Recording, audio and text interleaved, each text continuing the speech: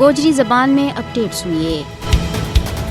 مودی اور اس کا مددگارہ نے مقبوضہ جموں کشمیر نہ عملاً ایک کھلی جیل کے بچ بدل دیتا ہے۔ آزادی ہزار تو دور کی گل ہے، زبان کھولنا بھی ات جرم بن گیا ہے۔ بھارتی سفاکیت درندگی اور بربریت سر چڑھ گئے بول رہی ہے۔ مقبوضہ جموں کشمیر پر بھارت کا غاصبانہ غیر قانونی اور جابرانہ قبضہ کا خاتمہ کی گل کرنا انسان نما بھارتی پگیاڑنگ حوالے اپنا کرنا ہے، مگر مودی کا اس جبر و قہر اور اہل کشمیر دے زندہ رہن کا حق انہاں دے خس لینا اس کے باوجود کشمیری نوجوان آزادی کو نعرہ بلند کرن دے باز نہیں آتا، جس کا نتیجہ میں انہاں نہ جان دے بے مارن دے علاوہ جیلاں اور عقوبت خانہ کی زینت بنا دیتا جا رہی ہے، جت وے بغیر مقدمہ چلائے کئی سالاں تک بند رکھا جائے۔ صرف اسے پر بس نہیں کیا جاتا بلکہ ہوں کشمیری نظر بندہ نہ مقبوضہ جموں کشمیر کی جیلاں دے باہر منتقل کرن کو سلسلہ شروع کر دیتا ہے۔ مودی حکومت کشمیری سیاسی نظر بندہ نہ دور دراز بھارتی جیلاں میں منتقل کرن دے علاوہ کشمیری سیاسی نظر بندہ کے نال ظالمانہ رویہ اختیار کر رہی ہے۔ مقبوضہ جموں کشمیر میں تقریباً 100 سیاسی نظر بندہ نہ حال ہی میں بھارت کی دہلی، ہریانہ اور اتر پردیش کی مختلف جیلاں کے بیچ منتقل کیا گیا ہے۔ نظر بندہ